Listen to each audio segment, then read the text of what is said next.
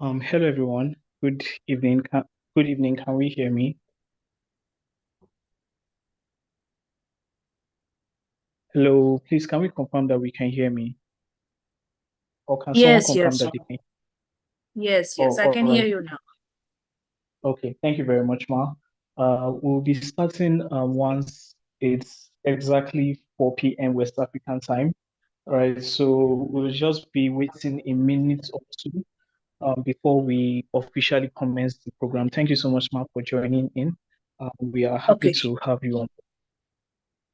So can you quickly run through the program, like how it should be done? Like, should I present my slides first, then the other people will go? I mean, I'm a little bit confused with the program structure. Oh, okay. So just to help clear the air on the program structure and what we'll be doing today. So firstly, we'll be taking 5 minutes to run through your profile so that the students who will be on the call will be aware of you. And then Okay. after that, we'll begin your presentation. That is, you'll be sharing your slide and what you have prepared for us in the session. And then after you are done with sharing your slides and your presentation, we usually have presentation that our students have done. They Okay. have made presenting during the session also. And then you will give feedback to their presentation. We'll take questions, take pictures, and that will be Okay. Okay. it. Thank you very much, Ma.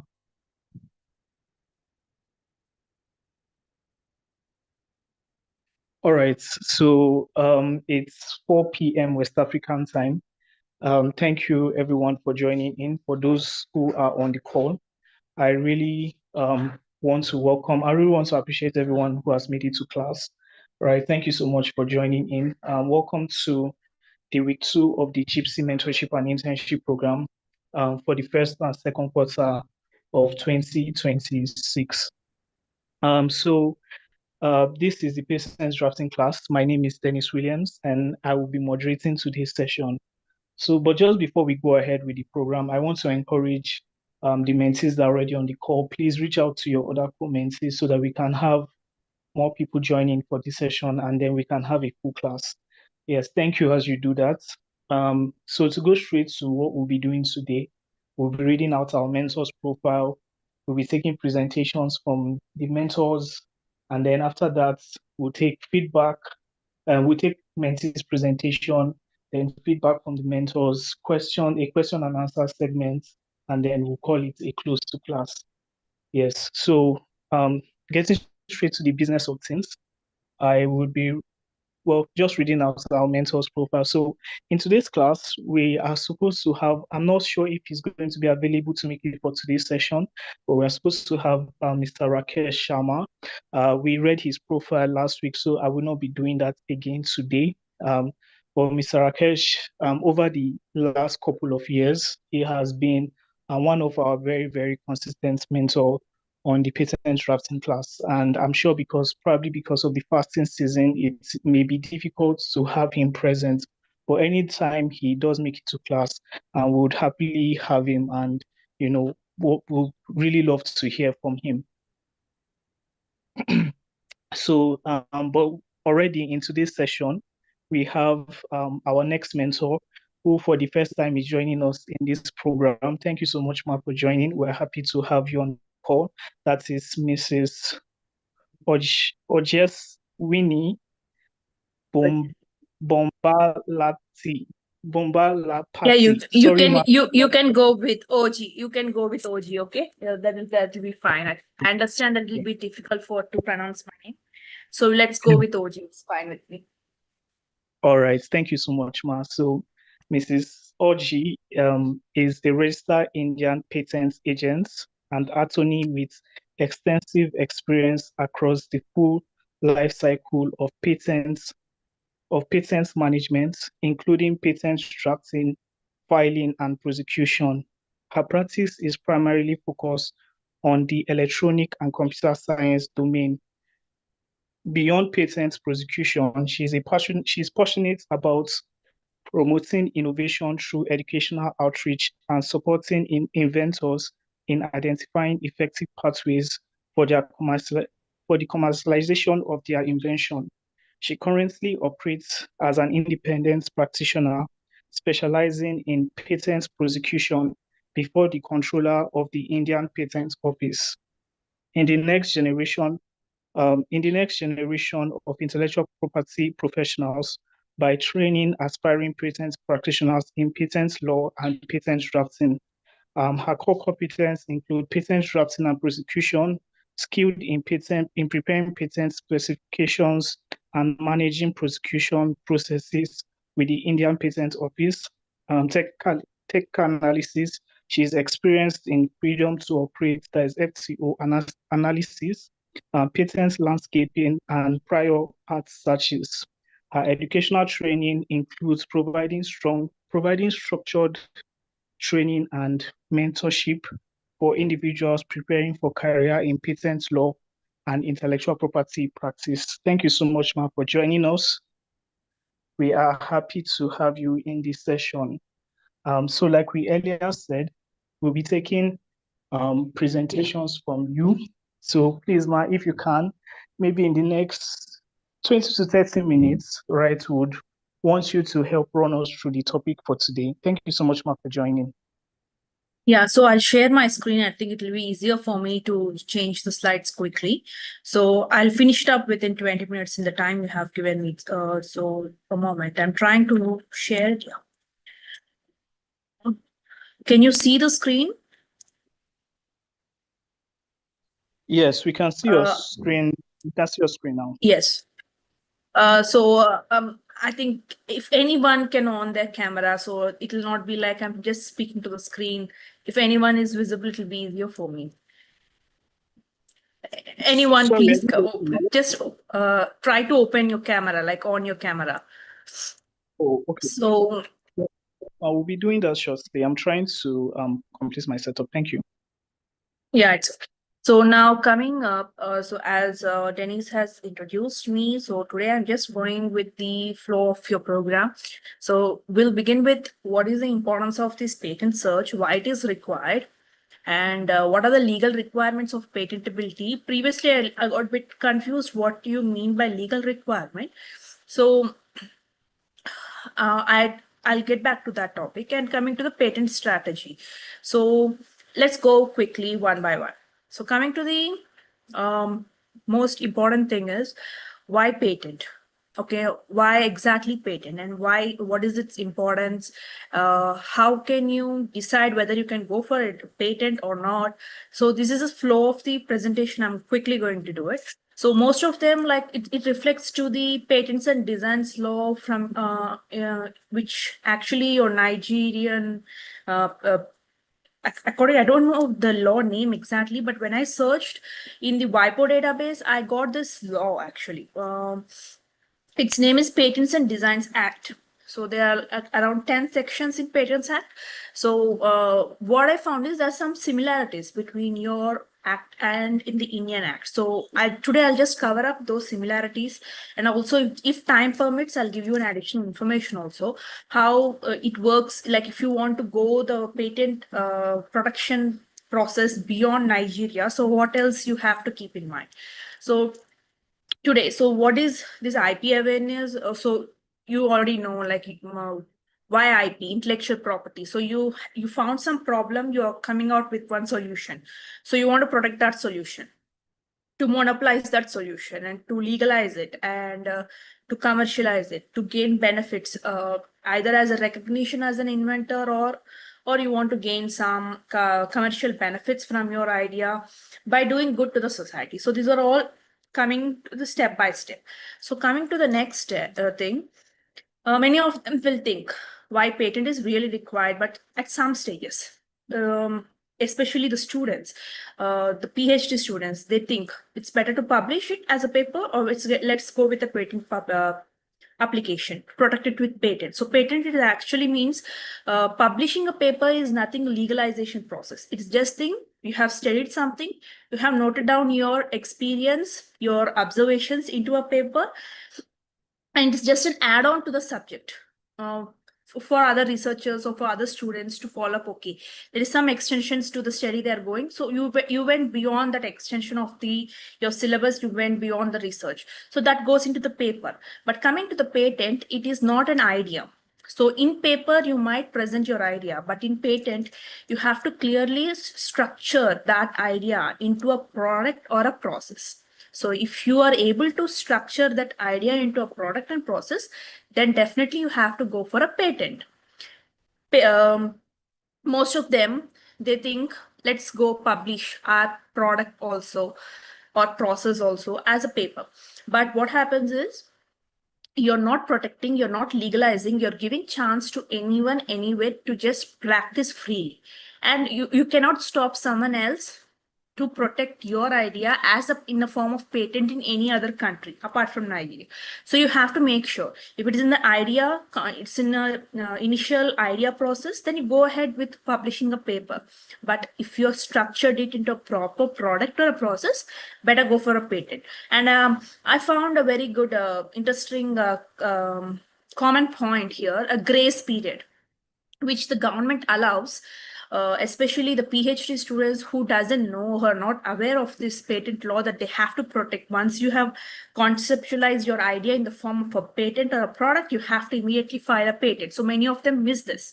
So for them, they are giving a grace period. So what is a grace period is from the time on the date of your publication or a date on a presentation in a public place, or you have given a trial and error. Okay, you have already developed the product, you have given a prototype, you have manufactured few units, and you want to trial in some sort of a region with common public. So that is a kind of a local marketing. So if you have done all those things, then that means you have already disclosed your product into a public domain. So now for you to again protect this, to legalize this, Nigeria government is actually giving a 6 months grace period from the date of such activity. Okay, and generally in other countries it is 12 months actually. But in Nigeria, when I found out it's actually clearly given in the section 1, the first section itself. So it is giving grace period of 6 months. So you will be still having 6 months to legalize your invention. Coming to the next patents. So who can do this? As I told, it should be a product or a process or both in a single document, but that product and process must be relative to each other. Means if you say I'm going for a example, let's assume that I'm going for formulation, a chemical formulation. So now again, the method of formulating that composition or that medicine, that method also should go into the same patent because it is related to the product. So in that way, so both product and patent also can cover into a single application if they're related to each other. Then coming to, it is 20 years. So it is common for the Nigeria also from the date of filing. So you can protect your idea till 20 years. So this 20 years gives you a monopoly for you to commercialize it or to exploit it however you want. Then coming to, it is the most tricky part is, it is actually patent protection is always territorial. So if you apply patent in Nigeria, then you are seeking protection only in Nigeria. Okay, so if you want to, you cannot allow stop any other from US citizen to protect your idea again in US. He can file a patent actually. The same idea, he can just copy paste and file an application in US because you did not apply it. But again, he can only file it, but he'll not get protection because your application here in Nigeria will act as a prior art in US also. That's what I mean. That is the importance of this patent search or getting to know whether it is a novel or not. So these are all everything linked together. Coming to who can apply, an individual, an organization like academic institutions, a legal entity like startup. So these are the eligible candidates who can apply for the patent. So now coming to the patentability criteria. So this is the legal requirement for the patents as per your understanding and as per my understanding. So this is actually given in section 1 of your Patents and Designs Act. So first thing, novelty. Second, inventiveness. Third, industrial use. apart from these three, we have to also keep in mind that it should not fall in non-patentability criteria. So quickly going for novelty. So most of the applications, like it can be completely new. So assume that you have constructed some sort of pencil. So pencil is already known to us from many years, like centuries, we are working with a pencil. So now then but you have something, you have included some LED light or kind of thing. So now that can be a new part. A pencil with eraser, that's it's already known. But now if you include some sort of LED light kind of thing, now that LED part places a novel part of your entire pencil. So that is novelty. So it need not be entirely, all the entire invention cannot be novel, but at least one component of that invention can be novel. And inventiveness, it is a bit, again, a very complex topic here. So it should be non-obvious to the skilled person in that art.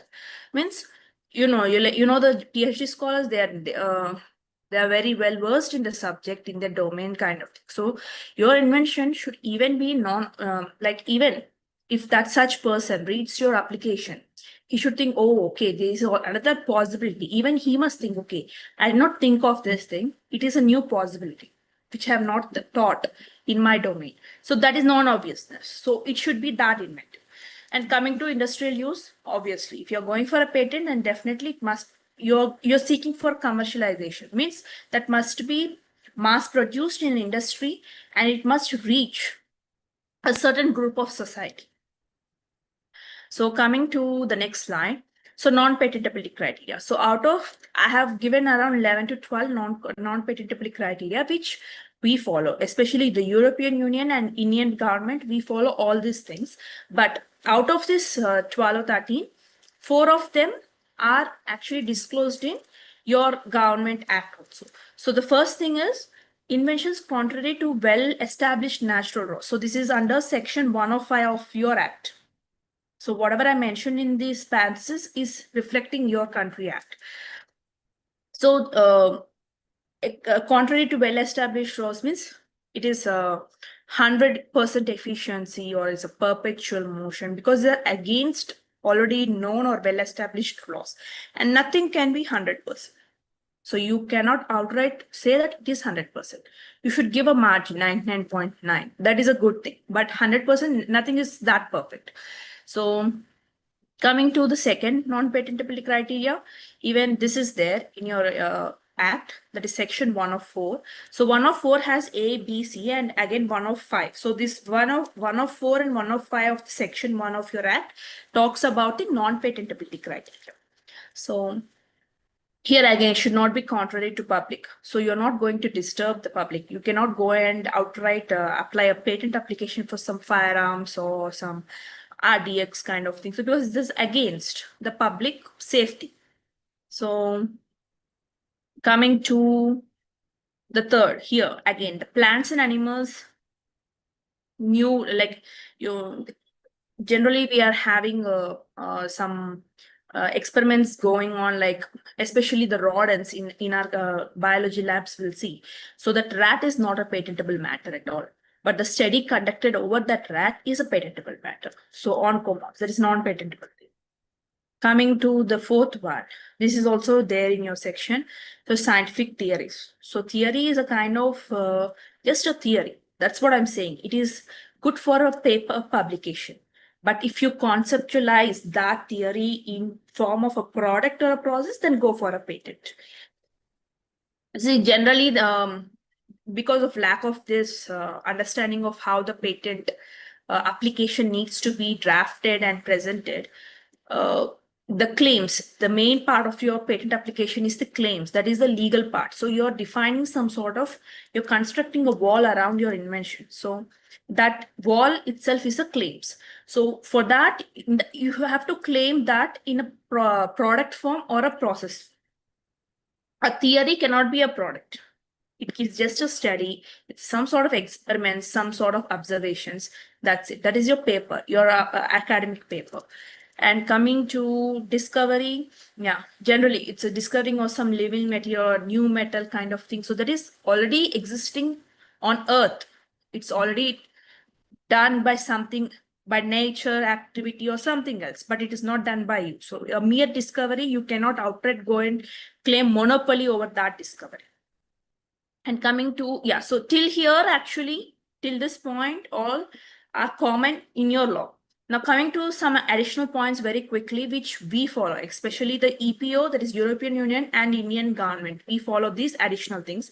So just to give us some extra GK for you, general knowledge, if you want to protect your idea again in this European Union or in our country Union, so then you have to also make sure that your invention is not falling under this category, especially mathematical method and algorithm. So those are copyrightable things, but we cannot give a patent for that, because there is something, a mental skill you have developed it, so that can be copyrightable but not patentable. And then coming to the next one, method of playing games. So method of playing game is not at all patentable, but maybe the board, I mean, maybe you have developed a new design for the chess board or some new aesthetic design for those board, like for the chess. I'm unable to get that name, but those pieces of which we play with the chess or some board games. So you have developed some new kind of design. So that can be patentable. The board itself and that design aspects can be covered either under patent or a design act. But the method, how to play, the rules, so the player one should do this. So those rules are not patentable. Actually, you know, the Lego, Monopoly, they have patents for the board design and the die structure, they have patents. But again, you will be getting a list of rules how to play that monopoly.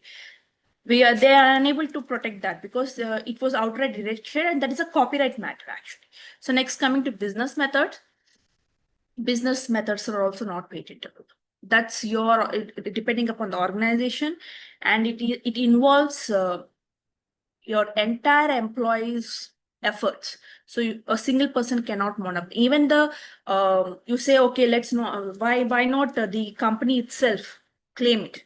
But no, company is actually again governed by a few number of people, but business methods, and that is a work and effort of normal employees also. So we cannot give an outright monopoly to some persons. And coming to the other one, methods of treatment and animal body. So this is a kind of, we cannot monopolize because it is not industrially applicable. So a person, a doctor can treat a person in some manner, okay?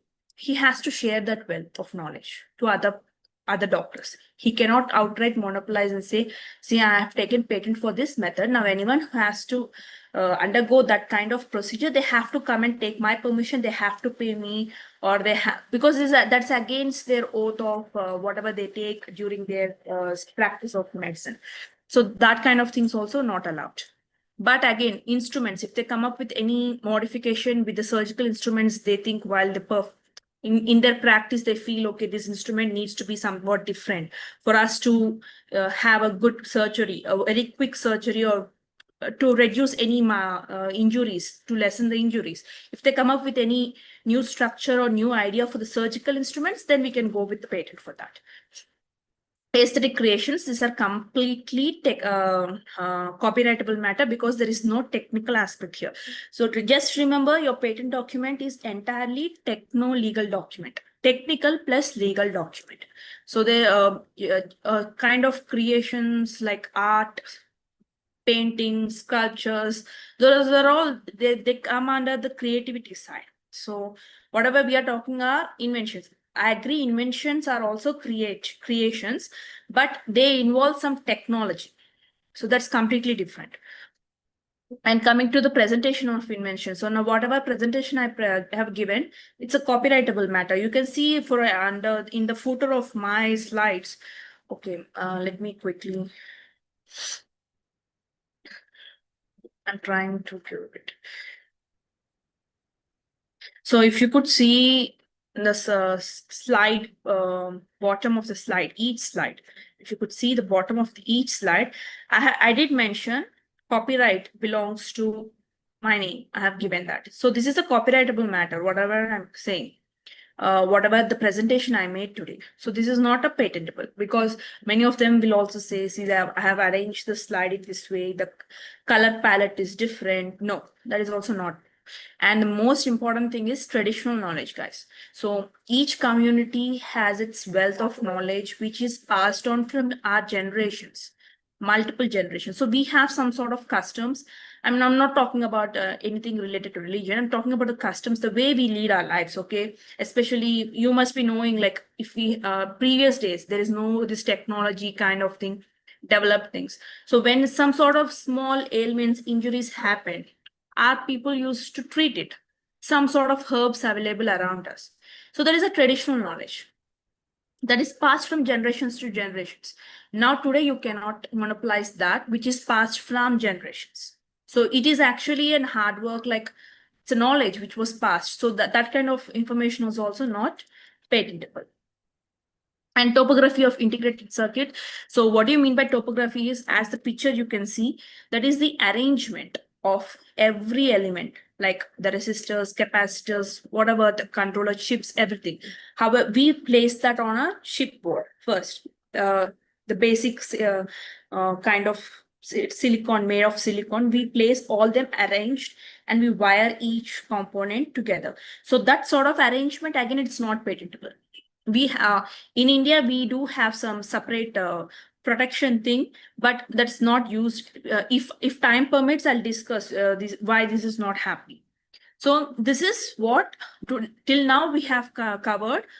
Whether you have to go for a publication paper or a patent, what is patent, who can apply patent, and what is the legality or legal requirements to apply for a patent. So that there are three: novelty, inventive step, industrial application.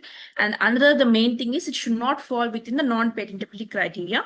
So the first five in this slide are also a common in your law, and the other things are the additional parts which we covered in the other countries, majority of the countries. So this is what the one of the topic comes. The next coming is patent search.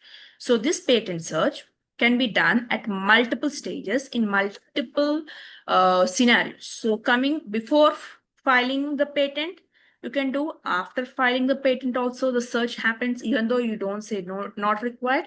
The government does its job. So even they have to search, they have to confirm it. And there are other different types of search also which can happen. Even though you don't apply a patent also, you can go for multiple types of search. And there is another kind of searches also happen by the competitor side, who wants to negate your patent application or who wants to cancel your patent application. So there are multiple different kinds of patent search can happen. So quickly going for, so in a patent document, we are going to provide two different kinds of patent information. One is non-technical and technical. Technical is entirely related to your invention and just introduction to prior art. That is your technical. Non-technical is a bibliographic data where you're going to provide the information about who has invented this, who contributed to this, which organization or which individual is trying to apply this. Here the applicant and inventor are two different persons for the patent application. So the applicant is the person who is legally responsible for all the activities in the patent prosecution and also in patent, if need arises in patent litigation and patent commercialization. And inventors are those persons who has contributed to that product development or a process implementation which you have claimed or disclosed in your patent application. So they are two different persons. But inventors are always individuals. So even if you say we have implemented AI module into this, so AI cannot be an inventor, but the person who has given a trial and errors over that AI algorithm, that person is the inventor. So as per the law, so that's, but coming to the applicant can be a legal entity and an individual person, like a natural person like us. Legal entity means some organization or some company. So that's the legal entity state. So now coming to the technical data. So these are the list of subheadings where you can put down in the document, field of technology, background of art. So this is the main thing today we are going to discuss. So in the entire patent document, the background art, that is a prior art. So that must be disclosed. Actually, there's a good practice to have this can be disclosed. Actually, background art, you can fill up this part of the document when you conduct a search before filing the patent document. That is a prior art search. If you conduct before filing itself, then you can actually cite some documents in that background art and say, okay, see, this is already existing in the same technology, but our invention is somewhat different from this.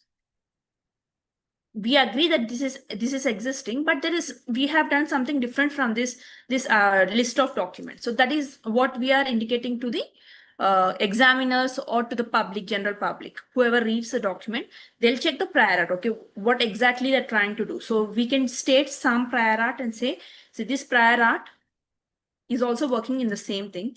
It has given solution A. Now my thing is, I'm solving the same problem, but my solution is different from solution A. My problem is my solution is different, completely different. And we shouldn't stop that way. We should also show technical advancement. That is the inventive step. I have gone to the second criteria. So the second criteria is inventive step. So why inventive step? Because already there is one solution. Why we require another solution for the same problem? Then you have to say that, okay, now solution A have some limitations. We cannot say disadvantages, have some limitations. We are overcoming that limitations with our solution. So that is a technical advancement. So this is the way where we can actually differentiate your invention from the existing prior art. So that's why we require a patent search or a prior art search before filing it, so that it will be a very easy process afterwards. For grant and everything, it will be very easier for us also. And related drawings, the drawings will be it's a bit different from how you publish in your academic journals. So it has some set of rules. Each country has some set of rules, but common rules, it should be having a black and white lines. That's it. There's no colors, color drawings are not allowed. And you should have some reference numerals, and that reference numerals should be clearly indicated in your description part. And the complete details. So complete details, you have to include every possible things, every solution, and how you're actually using that solution, some examples, working examples, everything that must come into the complete. And claims part is, you have that I'll discuss, like if time permits, that is the main part of thing. So even while conducting prior art, we actually check the claims part. The claims part itself will rule out whether your invention is novel, inventive or not. So coming to why patent search? These are all very quick things. So why patent search is important? Because you can avoid reinventing if you do it before itself, before you even start structurizing your idea. Like as I told you, there is in each and like there are different stages where you can conduct your patent search. So before even going to go for a patent, also the patent means you have already developed a product. But before developing that such product also, you can conduct your own search before, because it will avoid reinventing.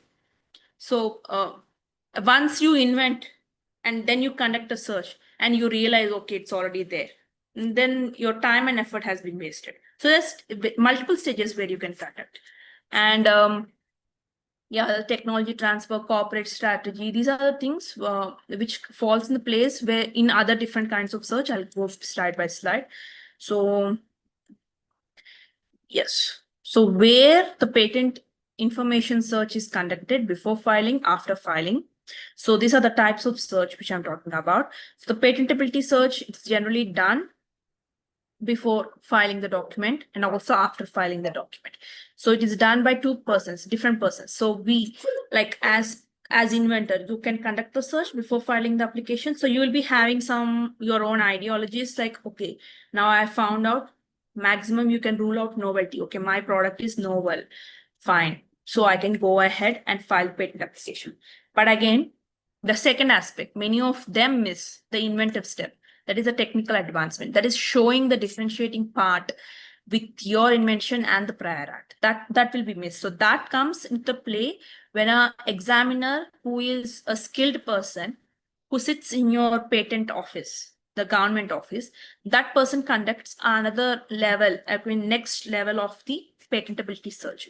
That is, he considers, he tries to combine n number of documents and see, okay, now see, and he tries to derive to your solution. If he's unable to come to your solution, even when he combines multiple document solutions, then he says, okay, it is inventive. But if he feels that, okay, if I combine 1, 2, 3 documents, I can come to your solution, then you have to think over, okay, now I have to prove, even if he combines, there must be some minute fault or missing point. That is your technical aspect, technical advancement. So invalidity cert, what I told is this will be done after your patent application is filed by some competitors who feel that your application is not valid for a patent. So for that, they go for an invalidity search, just to prove that it is not novel, or it is not industrially applicable, or it is something contrary to the public safety, or they might come up with many excuses. So that is known as invalidity search. And a clearance search. So this clearance search is something where generally companies do, because they are working in some similar technology. They want, example I can give you, there is a food processor actually in US. They have filed the document, they got grant also, but they did not enter into India. They did not enter into India, and they did not even protect in India, and their market is also not there in India. So now some company in India, they wants to manufacture the same kind of food processor in India. Okay, they want to go for a clearance search, that is freedom to operate. So even though we know only one company is manufacturing that food processor in US and it has a patent, but we don't know, they are, practically speaking, as per today's statistics, you file 100 applications, only 1 or 2 comes as a product into the market. The other 98 will be slipping off there. So that, but what is the use of that 98? That those 98 applications play their role as the prior art again. Even though they did not come into the market, even though they are not commercialized, they remain like a prior art for us. So they are danger applications, those applications. So this clearance search will help us to even check those 98 applications which are filed in India, but they are not into the market. If they are already filed, but they are not coming into the market, then this company can directly go and get license from that. If the same thing in India, there are multiple applications, but the same thing is not filed in India, then this company is free to manufacture that, because US has not protected it in India. This is a kind of a strategy, like most of the companies, especially the small entities, go for this kind of clearance search, and they directly bring the product into the market without any patent application. And state-of-art search. State-of-art search is a kind of thing where generally the researchers do, because for this subject, so when they want to jot down like in which part we have to do research, in which part we have to come up with a good solution, then they go for a state-of-art search. So this is almost like a landscape analysis in the technology. So in the entire technology, they'll just see which part of the technology is not yet worked or not yet solved. That is a wide gap analysis. So that part, this researcher can start working on that missing part. Which does not have a solution. Sorry, guys, there is some disturbance. I'm sorry for that. Yeah. So this is what a state-of-art search means. So this covers a kind of a landscape analysis where it's a very broader search, and we are trying to just find out a small missing gap. So the researcher can start working on that missing gap. So that is what a state-of-art search comes. And this includes the state-of-art search. I mean, you can again ask, like, I'm missing one point actually. For patentability search and state-of-art search, We also include non-patent literature, that is the published articles, published papers, academic papers, published articles in the websites, or in some scenarios we go into, like, if it is like a just product patent and it has a very good design, okay, the structurally it is very good, but it doesn't have any technical advancement. So what generally the companies do is they go for design and patent both. So they just play out like whatever is, at least one will get granted either in a design form or a patent form. So they file both. So in that scenario, in that only when there is only a structural part which is very unique or which is very new kind of thing, then for them, even if it is actually a general commodity, like it's a kind of a desk, a writing desk kind of thing, the examiners will go into a length where they try to find a match for that kind of design in shopping websites also. They do that kind of search also. So this is all a non-patent literature that is different from the patent documents. So this kind of search is possible for patentability, by that is as an inventory you can do before filing it, or the examiner will also conduct after you file it. And also for state of art search also you can include non-patent literature. But for invalidation search and clearance search, we only depend on the patent applications. We don't consider, we will not look for any non-patent literature for these two searches. So yeah, so I think I have covered up my presentation. So today this, if you want me to just quickly go with any examples of the patent search, I can do that. But before that, I think it's better if the other people will come up with their presentation and I can quickly show like how we use the search keywords and the Boolean characters and or how to play with them. That I can show you in a eSpaceNet, that is for the European Union, or in Google Patents, whatever you feel comfortable. I think that's it, All right, Dennis. You can, I'm open for the queries. all right, thank you very much, Ma. So what we will do is we will take the presentations from the mentees, and then if Okay. it's possible, you can then get to share with us how to conduct some of those searches, Yes, some of yes, those yes. searches when giving feedback. Thank you so much, Ma. So I'll stop please, sharing it now. okay. So please, we want to head over to the mentees. Please, presenter for today's class, you can go ahead and I will share my slides. I'll share my screen on your behalf so that you can present for your team.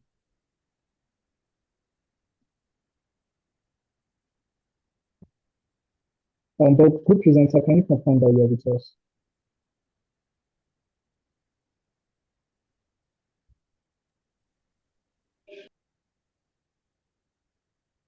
Sorry, we didn't get you.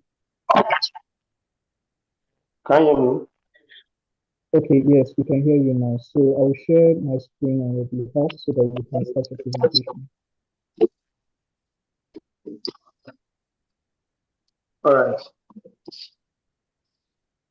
Good evening, everyone.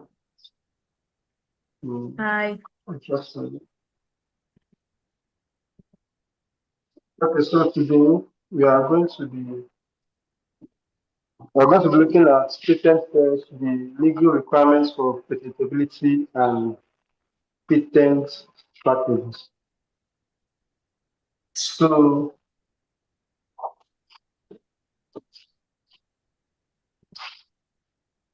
without further ado, let's begin. So patent strategy is a planned approach that inventors or organizations adopt to protect, manage, and exploit patents. It's it's the approach they take to identify the inventions they are trying to patent, to know whether they're going to patent it internationally or locally, and this is decided by the Patent Cooperation Treaty managed by White House basically. So before an applicant can file for a patent registration, they have to undergo certain requirements. the legal requirements for patentability. Okay, so the European Patent Convention, Article 52 of the European Patent Convention, alongside Section 1 of the Patent and Design Act of Nigeria, states that one of the key legal requirements for patentability, the patent, the sorry, can you hear me? Yes, we can hear Okay, you. Please, okay, before you go on, please can you kindly notify me when you need to help change the slides? If you want me to move to the next slide. okay, I'll do that for today.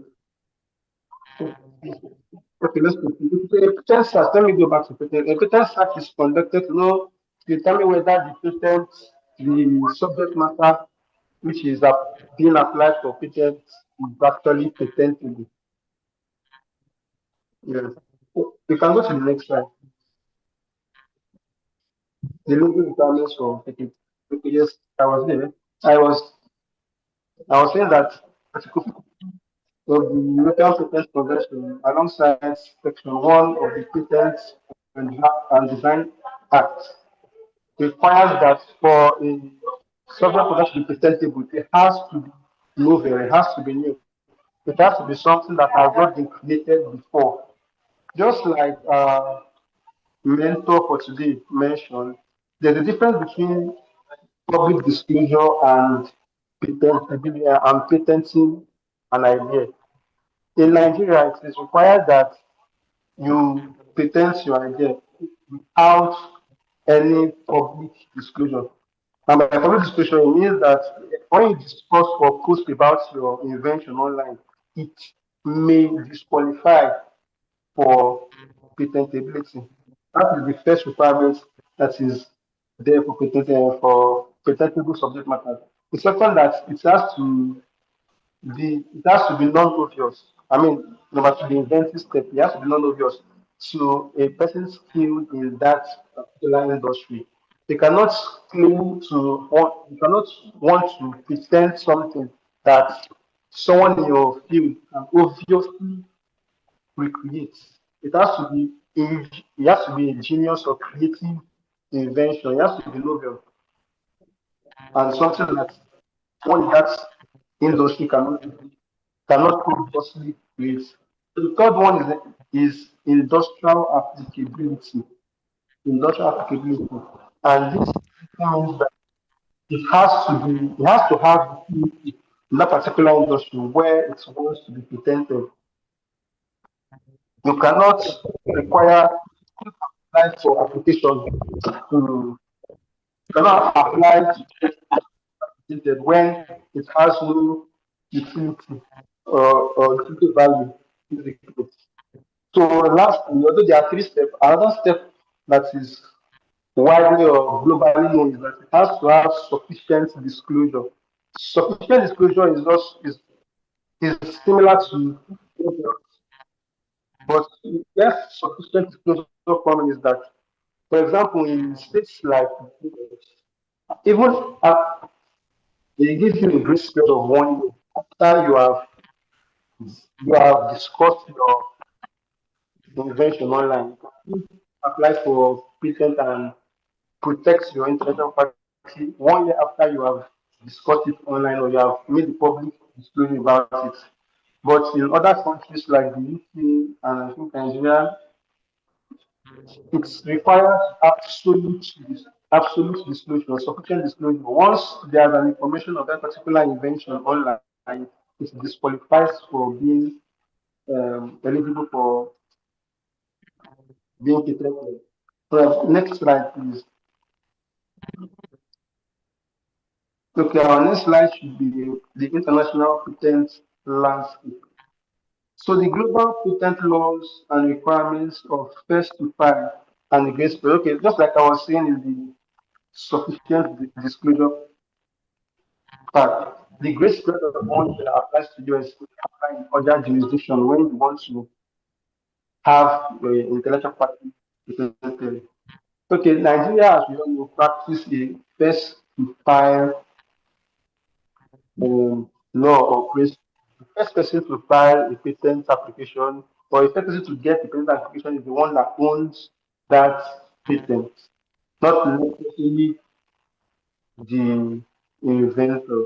Don't know if that's clear, but what I'm trying to say is that in as if you are a creator or if you are an innovator, you should bear in mind that you have the responsibility of filing a patent because if perhaps someone in your circle attempts to apply for for it and has proof, I mean, structured data put into a product, you may lose your invention, you may lose your innovation because as ethics will say, you were indolent, you slept on your right, you were not fast enough. Okay, so the patent landscape.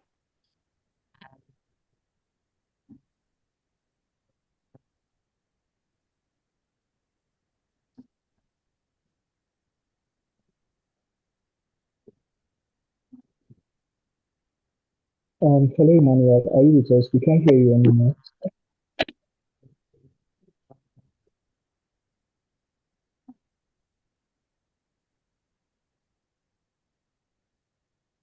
Sorry, Emmanuel, can you hear me? When the person is trying to resolve it in court. Sorry, can you hear me? Yes, we can hear you now. Let's Your go to voice, your network is breaking. okay. Please, let's go to the next slide, please. The patent enforcement and litigation. So the best practice for enforcing patents basically requires that you have to monitor the market for possible infringements. You can send a cease and desist letter to infringers. Okay, a typical case here is let me see. I'm trying to run the company's name. There's a Chinese company, okay, Cedars. Cedars AI is a company that was deployed, is a Chinese, is an AI, a video generation AI that was deployed about in Feb, February this year. And in the videos the AI created, they they infringe on a lot of intellectual property rights. So much so that multiple organizations, including Paramount and many other organizations, not they basically sued, just sent them cease and desist act. Although that comes under copyright, in 2020, it's also applicable that when you see someone trying to infringe on your patented product, you can send cease and desist letter requesting them to stop any further infringements on that right. You can also negotiate licensing agreements where appropriate. So instead of it to the option of making money out of their need to infringe their right, they can buy, they can sell your license to them and actually commercialize on their using of your innovation. Because I mean that's the entire goal of what that is one of the goals of patenting to own the single to have a monopoly over capitalism or to capitalize basically on the patented innovation. So another is the right to seek legal action when the infringement continue. I mean, when you have notified a potential infringer or an infringer per se, and he fails to resist, the fact that to have the product patented gives you a legal action to apply in court to stop the infringer from continuing to infringe on your invention. Next slide, please.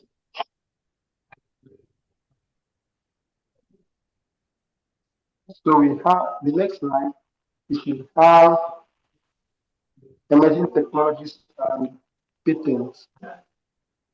Okay, so emerging technologies are rapidly transforming industries and innovations. An example include artificial intelligence, blockchain, and biodata and quantum computing.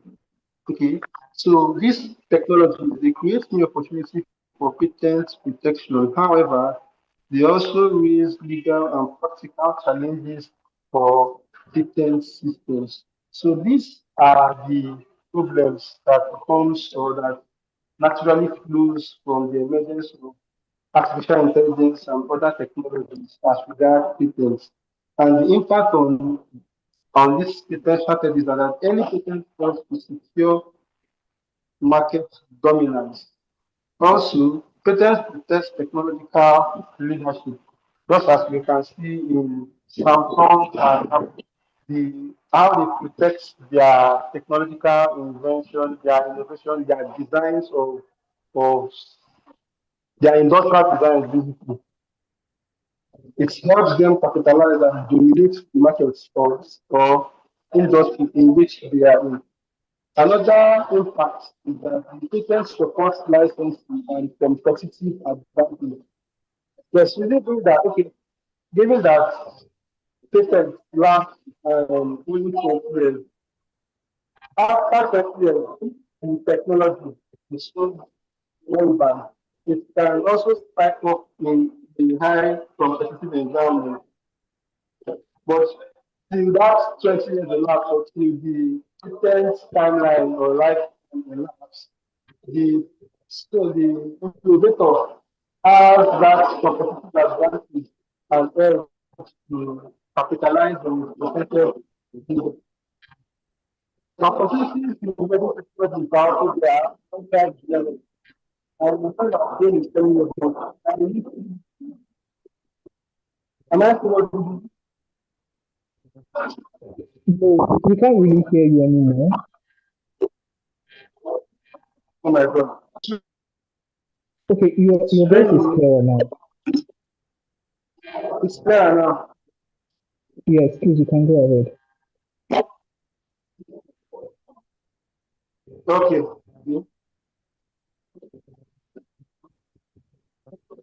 Okay, alongside the merit, there are also opportunities that came with emerging technologies and patent that early patents can control future technology.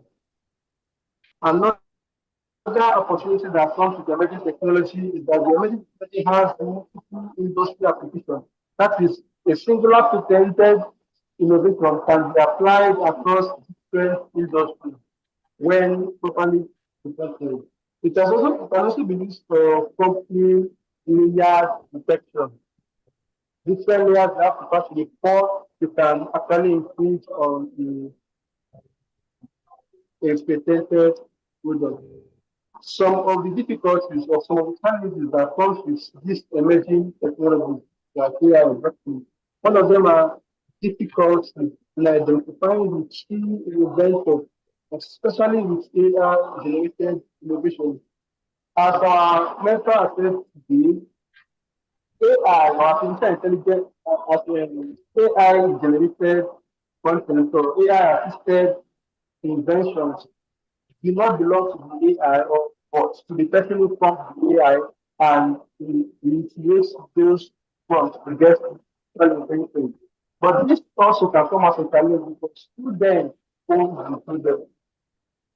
The law as it is now, or the law as it is now, so that it's something that contributed to the creation of that innovation that is the invention of this. Look at it, coming to Africa, identify the full inventor of that product or innovation. Another one is uncertainty about patentability of algorithm and software. Okay, as we all know, there are certain things that do not fall under the subject responsibility. And the question of AI, the window is the window, the line to getting through. You cannot really tell which is the percentage and which is the percentage. It's the the uncertainty of the algorithm and the discuss them.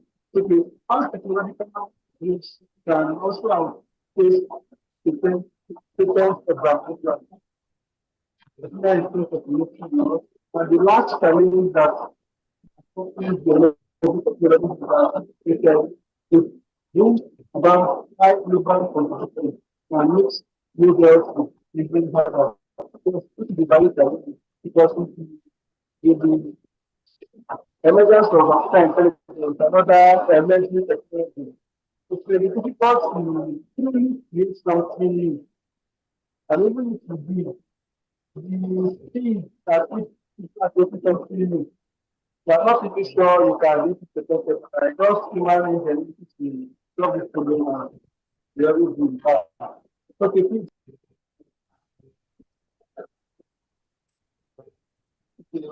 That's the question. Okay,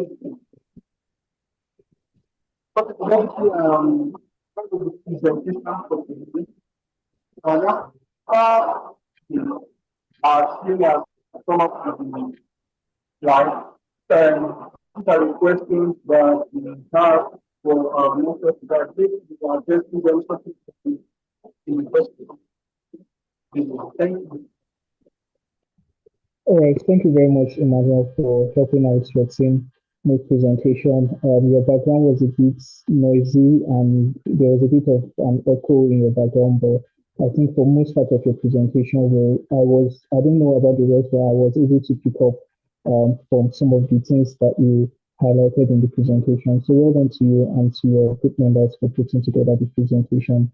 Back to you, Ma. We want to get your feedback on the presentation of the mentees and also the examples you initially pointed that you would want to show the mentees how to conduct some of those searches. Okay, so regarding the presentation by ML, so I was just thinking about the last two queries which you have asked. So can I answer that quickly? The last slide, let me share. I think even I was given the slide. So coming to the for these two queries which you have asked, so I can give some of the inputs like how it's practically happening here. So what happens is there are differences in patent laws, but there is a commonality that previously it used to be first to invent in USA. Okay, whoever invented first.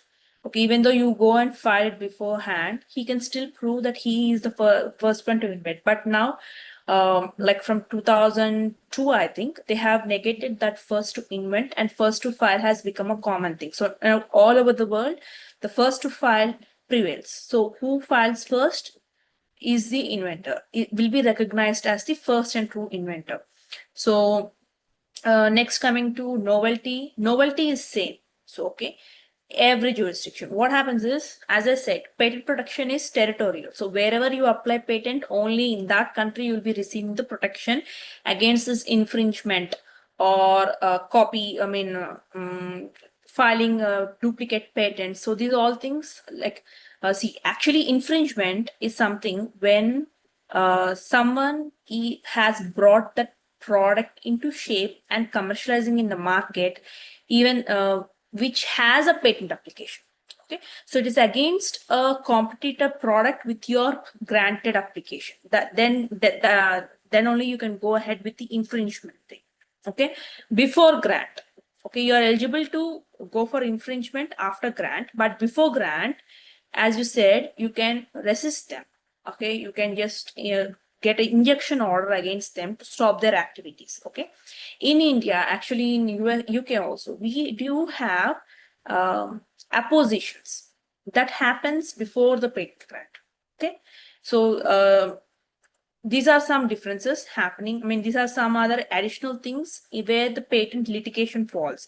So before grant, that is patent apposition, where it is against patent application and a patent application. But infringement is something that against your patent granted application with the product which is reflecting similar to your patent application, whatever. Okay. Coming, what are the practical strategies should inventors adopt when seeking patent protection in multiple countries? So I have, in my previous sessions, I felt there is some communication gap between the PCT, Patent Cooperation Treaty. So many of them assume that if we file PCT application, so now PCT has around 130 plus signatories, I think. So, okay. So they are assuming that it is already protected in those 130 countries with single PCT application. But in reality, that's not the case. PCT application is something which is going to expand your timeline for another 18 to 19 months to enter into different countries. So the best strategy you can go for any for protection of your invention, you better go in your home country if you see there is a market for your product or a process. Okay, if you don't feel that in your country there is no product or process, you still file in your country. Then look for the countries where your product, where your invention clicks and where it is required. Means there will be some countries where your invention can become a necessity for them based on their social norms. So in that countries, apply through conventional filing. So again, this conventional route is something where you have to file the same application in different country within 12 months from the date of filing. That is a conventional route. Okay. Now, if you feel that your application is good to go with more than 10 to 15 countries at a stretch, then opt for PCT. Why PCT? Means it is practically impossible for us to file the same application in that many countries within 12 months. It's not going to happen. So for you to extend that timeline from 12 months to 30 months or 31 months, you have to opt for PCT. So PCT is a gateway which expands the timeline to file your patent application in other countries for an additional of 18 to 19 months. That is 12 plus 18, that is 30 months, or 12 plus 19, that is a 31 months. So that is a PCT strategy. And additionally, PCT will also give you a proper patent search. That is a patentability report. That is, it actually considers all that 130 countries laws, prevailing laws. And accordingly, it will prepare a very good consolidated report for you. And through that report, you can decide whether to get into that countries or not. So these are the advantages of the PCT file. Okay. There are another also regional filings happening, like European Union. If you file one in European Union, you're seeking protection in 17 countries. But again, that is also kind of a PCT only, but it is a regional. It has a limited capacity within that continent itself. It's not like PCT, which is connecting different continents together. So this is the practical strategies. Okay, but as per in our practice, before you introduce your product or a prototype to any investors who is interested in your product, please file your patent. Without patent application, don't present a demo of your product. That's a big no from my as per my experience. So because at this fast-paced technology, you present it here, you go home, the application might get filed already because you have already presented to the people. You cannot sit and waste your time applying litigations against them that I've presented. That's a very time-taking process, and you're delaying all your. So better if you feel that tomorrow investor is coming. Today you just at least file the abstract, get an application number, and later on you go for complete filing. So we have two different kinds of filing: provisional filing and non-provisional filing. So provisional filing, you can just introduce your product, you get your application number, you have protected your right. Now coming to the non-provisional filing is something where you're giving a complete details. So that can be done if you don't have time to give a proper document format, then go for provisional filing. That still that also has a very good legal standing. It will protect your invention. So these are some of these solutions which you can seek. And now coming to the second question, considering AI is increasingly used in developing new technologies. So why AI is not, even though it contributes, why the laws are not accepting it as one of the inventors? It's a very simple thing. See, AI cannot stand as a legal entity responsible for any litigation. It cannot take a legal standing. Okay, it like you're a human. Okay, even though company has some human to represent that company in the court to defend that country. As lawyers, as defenders, we are humans. We have our own intellect. We know the laws. We can defend ourselves. AI is not suitable for that. That's the only reason. First thing. Second thing, if AI is an applicant or an owner of that application, what can it use for that? I mean, how it can get involved in the commercialization, practical use, right? You are going for some monetary benefits. Why AI requires monetary benefits? So these are some practical aspects why we are not considering AI as the owner of any inventions. Second thing, please always remember AI is not something that actually appeared somewhere around, like our trees or mountains or rocks. It's not like that. It is developed by us. So put some credit on us also. Now, first, if you're developing an AI, as exactly, you have given some data to it. From where that data came, from your own experience, from your own knowledge, you have put it. You have given some combinations. You have asked. You have pushed that machine to learn through these different combinations. Maybe our human brain is not that faster as compared to the AI. We cannot compare also, but it does not have that ethical thinking as a humans we do. So these are some aspects why we don't go with AI as an inventor or an owner of the patents or copyright. So this is the general events. That's it. And coming to again, you can question like AI is constantly developing, and what is the use of filing inventions using the AI methods or machine learning methods kind of thing. This is an ongoing debate actually, because such kind of inventions protecting for 20 long years, it's not a valid thing, because AI today, tomorrow it's developing at very fast pace. So protecting the yesterday's idea for 20 years, it's not worth. We totally agree. Like it's an actually ongoing debate happening. So either to reduce the term of protection of such inventions, especially the computer related inventions, or what another additional layer we can put for such kind of inventions. So you can just follow up the latest developments, it can happen kind of thing. And apart from this, I've seen in your slide previously, the computer related inventions like the software can also be patentable if there is a combination of a hardware and a software. Generally, that's not happening. That's not happening because we agree that whatever software, it must run on a hardware. That is a give and take. There is nothing like that is a it's something, it goes to hand by hand. We cannot separate these things. Without hardware, the software won't run. That is a known fact. So that we cannot push. Okay, we are using this kind of sensors. We are using this software that sensors. So now this can be patentable. No, the only aspect which the computer related inventions, the examiners, especially all the countries are looking is the technical advancement, as I said.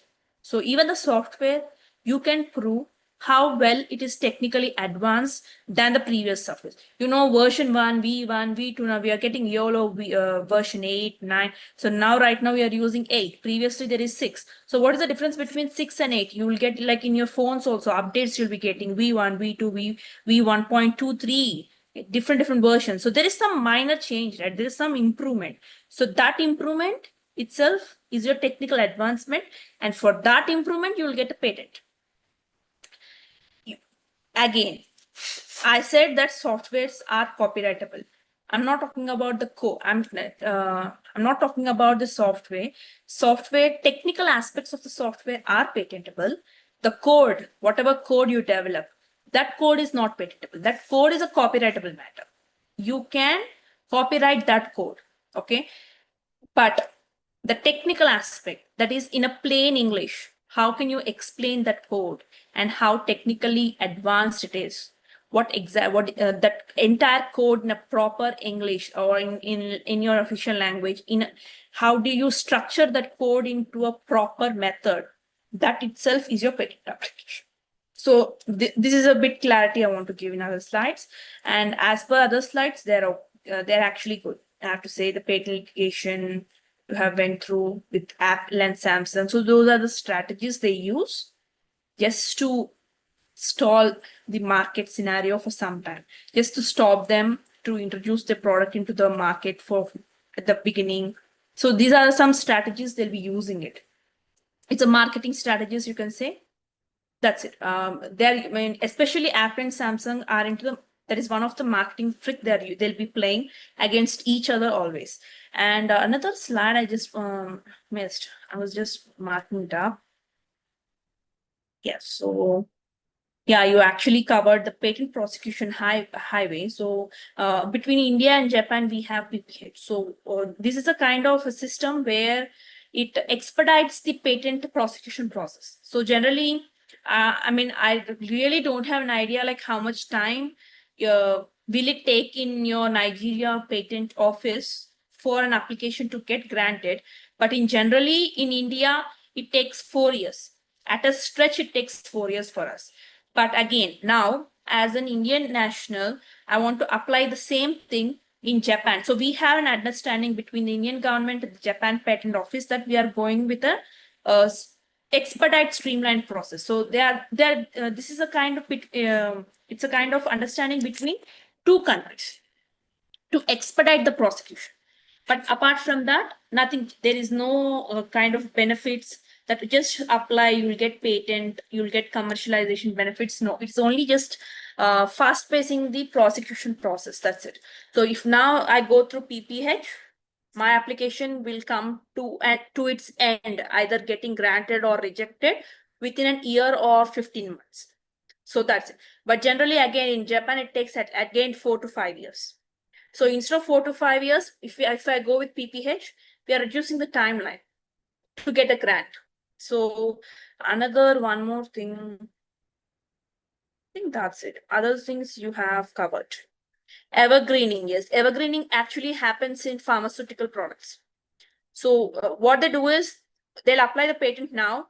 After 2 months, they're going to apply the same patent again, just modifying, the chemical formulas. They can just replace the numbers, a slight change, but it is the same product. It is generally the same product. They just make minor changes in the formulation, formulas, the numbering, the element numbers and kind of thing, they'll make it.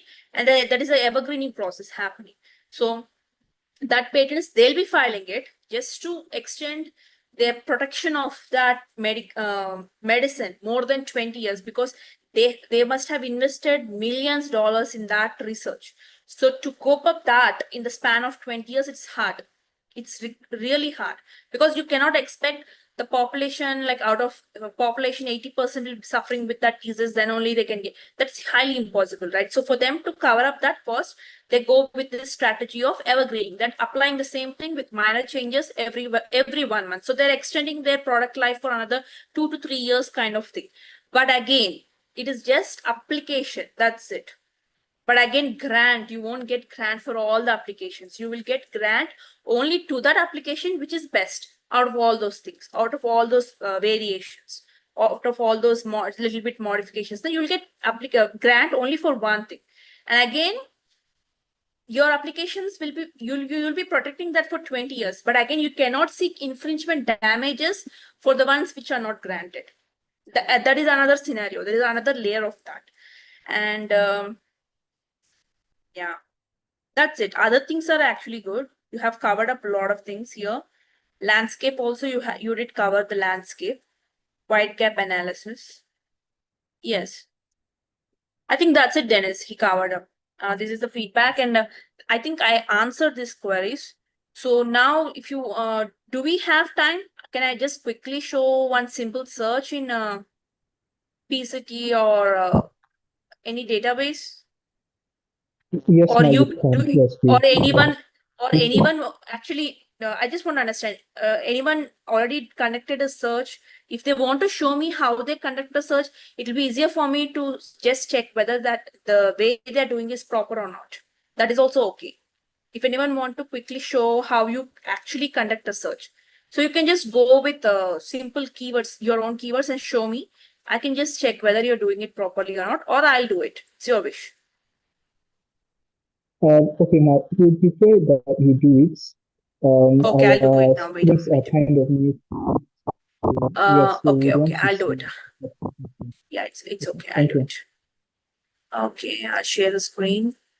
No, I'm just now I'm just using the free databases like eSpaceNet and patent scope of the PCT. So I'll just quickly give like what we do. So anyone can suggest what should I search? Any ideas from your end? You can type in the chat box actually. If anyone wants any kind of search, you can just type your idea in the search. I can quickly jot down the keywords and we can go ahead. Like it will take another 10 to 15 minutes, not more than that. All right. So I think what we can start on is, I think you raised an idea for, or you discussed on a food processing machine that was done in the US that was eventually, Food processing I don't machine. know if that Okay, was, you want to check the food processing machine? Okay, I can give that. In with the patterns. So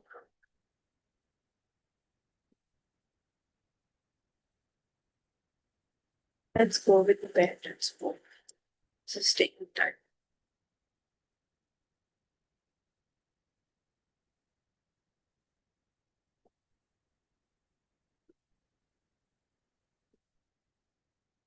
So here actually, this is if you go with food processor. So you have to put these words in a column in this way so that the search looks for this together. If you give something like this, the search results will give a lot of things where it has the keyword of food only and processor only and both together. But right now we are only looking for documents which has both these words. So we are considering food processor as one word, one single word. So if you go, this is a simple search. What I'm showing is where. So you can see how many search results you got. And as per our human brain speed, will take at least 10 to 15 days, more than that, to scroll all over the results. So now let's go for a classification search, a more better way. No, not classification, advanced search. I'm a bit confused.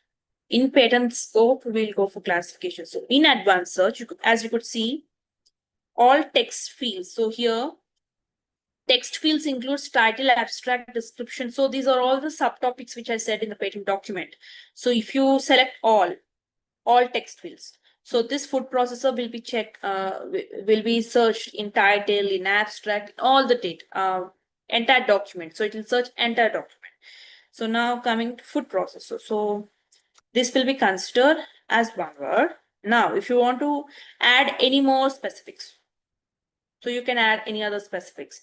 So food processor, if you want to go with a battery operated instead of a plug point. So let's go with the battery. Okay. And after that, you can also see it has multi-jar. Okay, let's go with multi-jar, or because I use the word jar, but the one who drafted might not have used the word jar. So let's check quickly what kind of synonyms we can use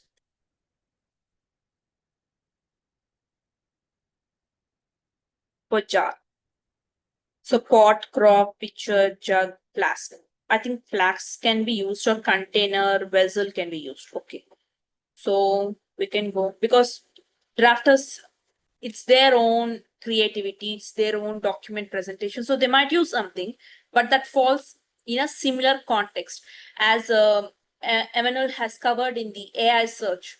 So what AI does is, for us, we don't need, we are doing a manual search here.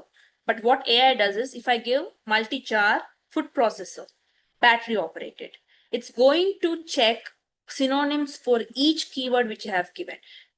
But again, that synonym should match the context there. Now, if you see the synonyms here, there are multiple: pot, crock. These are used for a cooking kind of thing. I'm talking about a food processor. They might not sit in that language. So flag and drum, these are all not possible for a food processor. I can go for flask, or I can go for container. Vessel is also okay, but container, sometimes these two, like I'm talking about something, a jar which has some closed lid for the processor. So whatever keywords are suitable, AI will only take those keywords. That is a contextual analysis, which does that AI search engines perform on a contextual basis. So coming to eSpaceNet, you can use multi-container. Sorry. Okay, that's it. So if you could see, I have checked all text fields. I'm going for the entire search. Now, I think this is good enough. Search.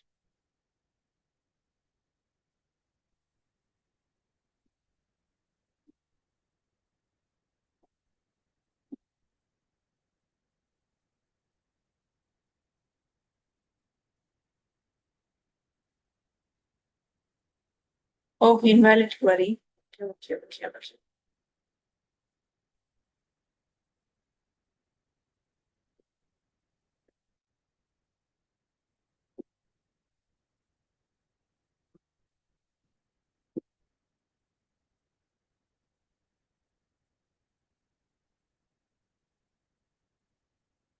I use and here. Yes, this is and field.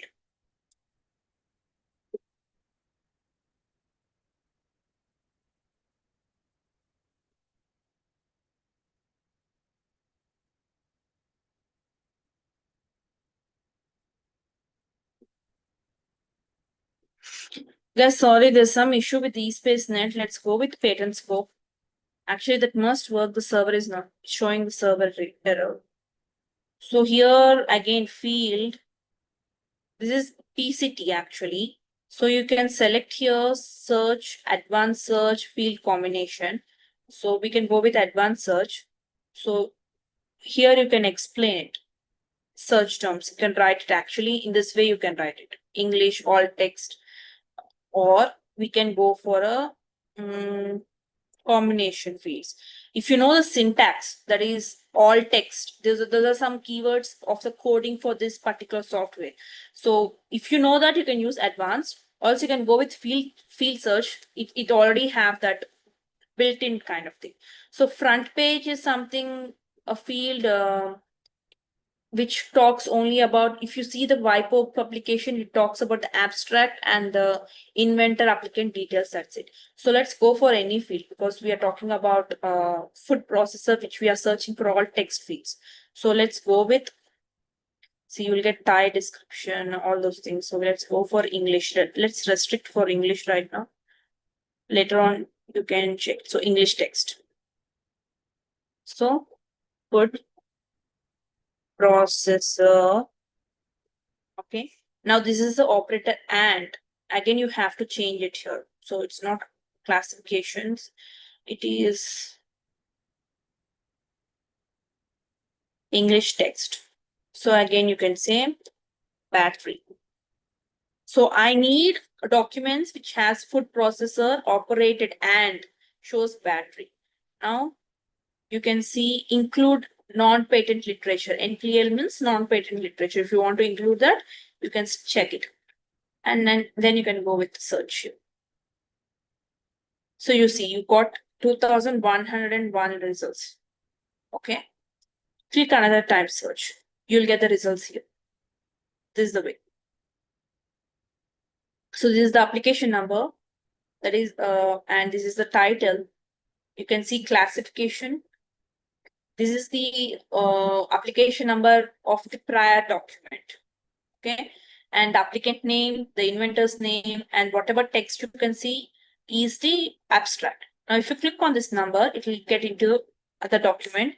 There you can see the description. This is the general data, what I'm saying. This is the front page of the PCT database.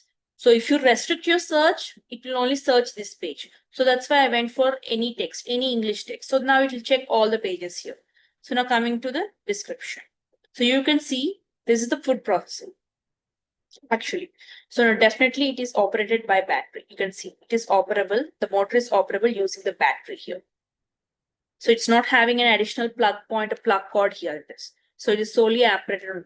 So I got all the food processors which is operable by the battery in this results. So now, again, there is another search also here. Let me just give image search. Did I go it?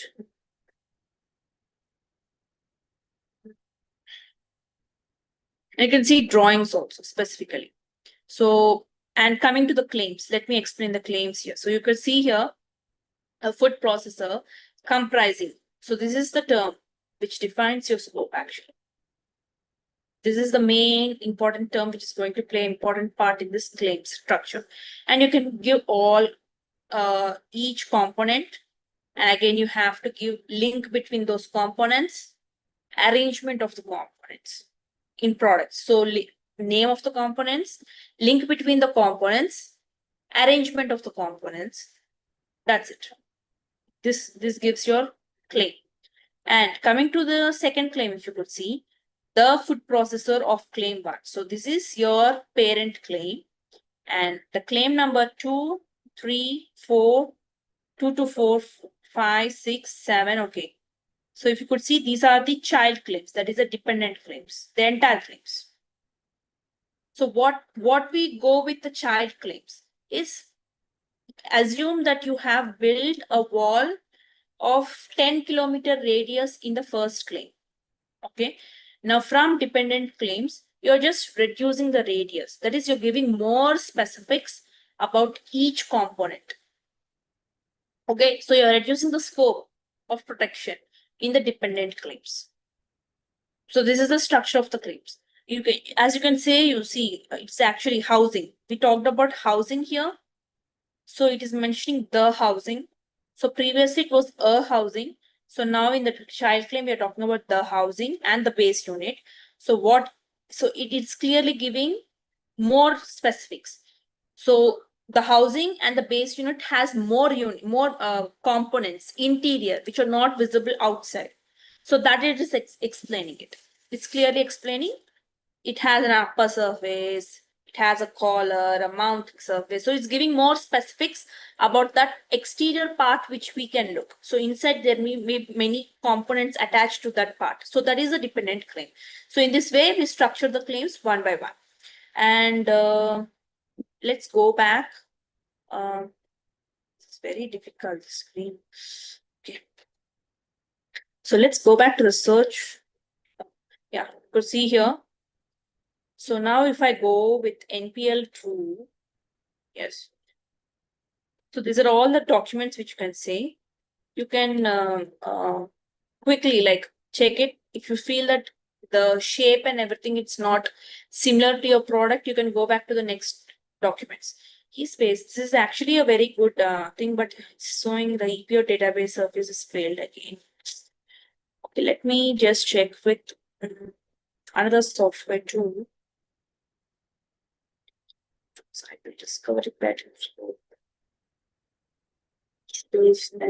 Shall I show you the software that is actually AI built quickly? How we do?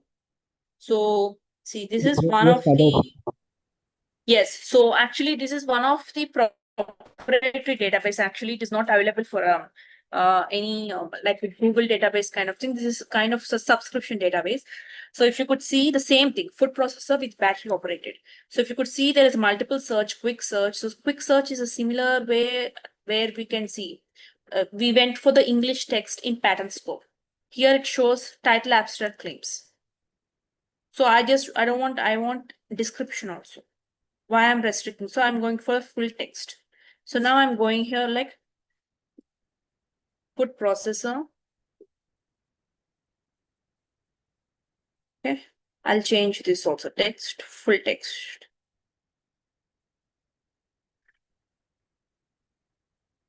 Battery. That's it. And here you can actually put the publication date also. So now this can be done when we are going for invalidation, like to negate other applications. So if assume that I have filed my application on February 1st to 2026. So what I can do is The date can be anything before. I mean, I don't know what the database is having exact the starting date of the applications which it has recovered from the multiple jurisdictions. So I'm going to give the last date. So now 1st Feb is the last date. So now 2026 month of 0201. So now it's going to display only those documents which are filed before 1st Feb 2026. If I give this date, this kind of dates segment we can do only for infringement and invalidation search. That is patent application against patent application by a competitor, where he wants to prove that our patent application is not novel. In that scenarios, we can use the dates. But if I did not file any application, I just want to conduct a search, then there is no need of this date. But let me go again, okay? Let's check the count. So you can see 2,212 families are there. Okay, let me remove off this date. Let's see how many are filed within this 40 days. Additional 22 applications are filed in this 40 days. Let's quickly. So now if you could see it here, the search string, TACD. So for this proprietary database, that is the string.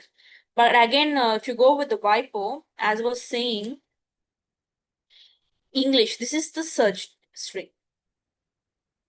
For that proprietary database, it's TACD. Now here, English _ alt text means it is going to search for the text which is in English language. So again, if you give French, if it will be FR _ alt text. So whatever language you want, that you will be having code for each language, right? For French, FR, for German, it is DE. So there is a different codes we have for each language and country. So if we place that before, so it's going to search the text in that, because English is not official language for all the countries. So their applications may be in different language also. So now coming to this particular database. So now if I search, so you could see when I was trying to go, I don't know the date, the starting date of it. So this was the starting date.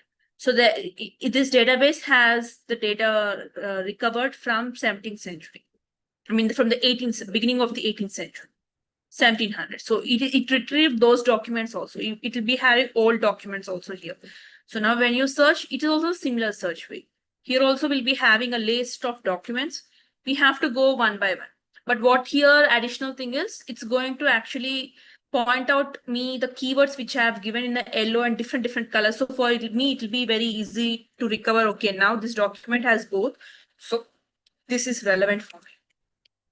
So almost all, everything. And now if I use, this is the manual search I've conducted. Now coming to the AI search, now the contextual page. So go for an AI search. Here we're not going to give any keywords. Explain in a sentence. A food processor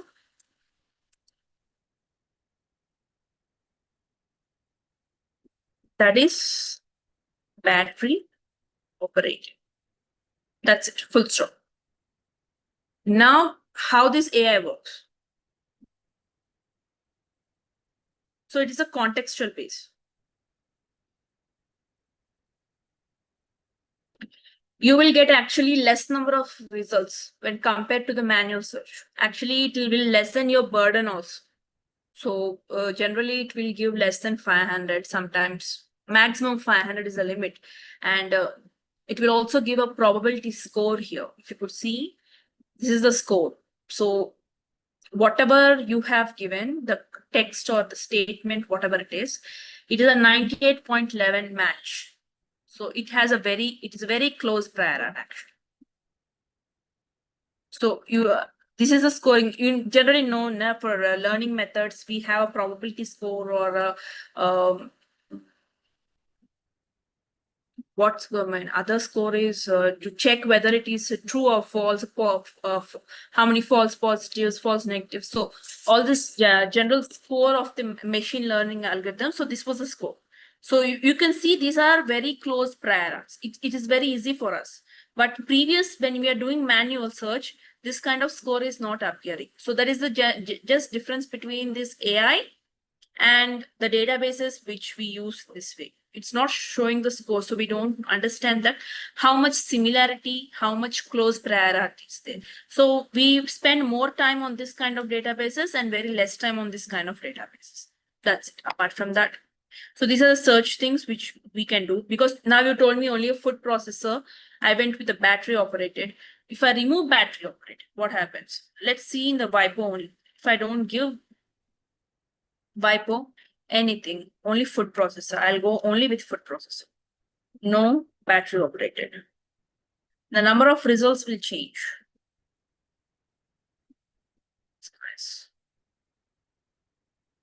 Right? Zero results.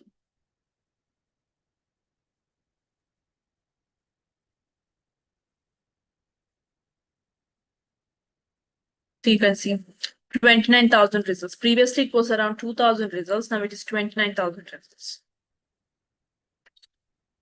Give as many number of keywords. Use and operator so that you want all the keywords combination documents. Then the search will reduce. The number of results will reduce. And the time you spend also will automatically reduce. So this and keyword, you use it when you want all the keywords to present in the same document. So I think that's it, guys. You want anything else? You want to try a trial and error? You want me to try anything else? Just type in the chat box. I'll try your combinations also. Where is this chat box? Yeah. Any other queries also you can ask me. I'm really sorry if you're hearing any background noise. I cannot stop the celebrations of my neighbors. So I'm literally sorry for this.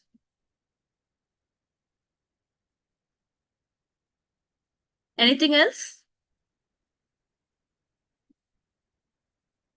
Today I couldn't start with the eSpace. Actually, this is very good when compared to the patent scope, the PCT portal. So this gives a very good search result. It's also very easy, and it will also highlight the keywords as we do here. But I don't know why this error is appearing here still. The server error is appearing. So you can try that also in eSpaceNet. And if you really have any queries in search while trying it, you can actually drop me an email. I can help you out in your search. But main thing is you have to understand how you are trying to get the keywords out of your context of out of your invention. And as I said, if it is a multi-jar kind of thing, then you have to look for a possible synonyms also, because you cannot miss those documents. Every drafter will not use multi-jar as I do. He might use container, vessel, whatever other things which fits for the food processor terminology. He might use other terms also.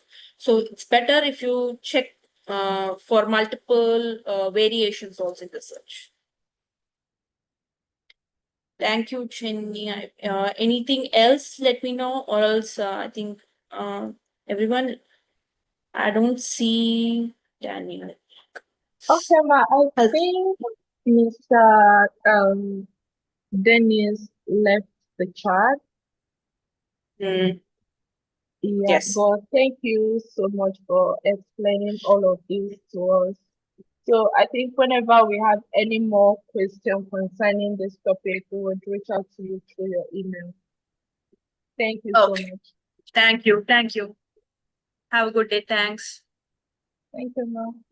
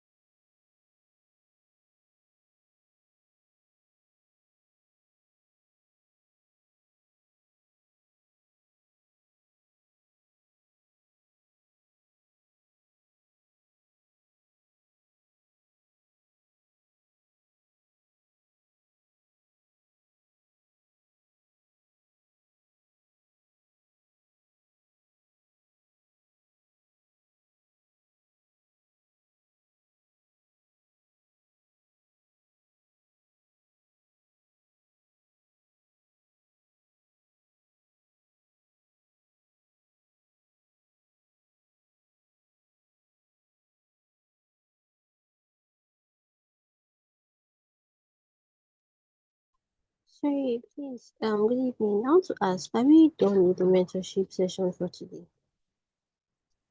I think so, but the host was supposed to stay till the end. I think maybe he was taking a left or something. So I don't know. Okay, all right. Also, I was also expecting the picture, the group picture with the host. I don't know if that's still going to happen. But all right, let's just wait and see what happens. Thank you. No problem.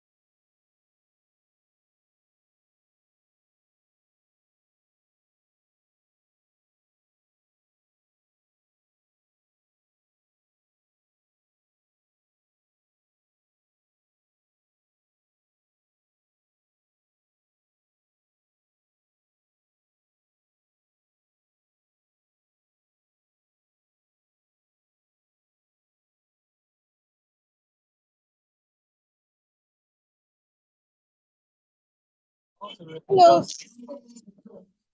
Please, can you hear me? I Chini, can hear. please, Yes, sir. what happened? I'm having network issues, and then it also is having network issues. Okay, the speaker, she finished her presentation and, helped us to go through how to do a patent search with different platforms. And afterwards, she sent in her email in the chat in case we would need to reach out to her for something else. And that was it. Okay, so I noticed she has logged out. Yes, she has. Okay, so I think that will be all for today's session, right?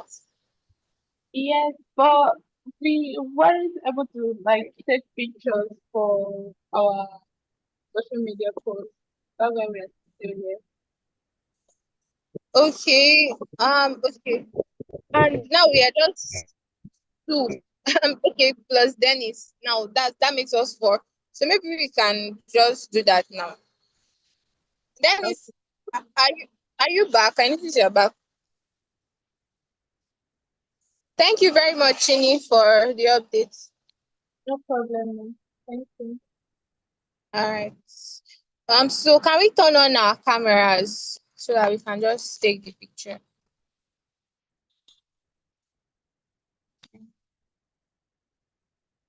Mhm. All right. Favor, are you willing to turn on your camera? Yes, I will turn it on, please. I'm coming. Okay.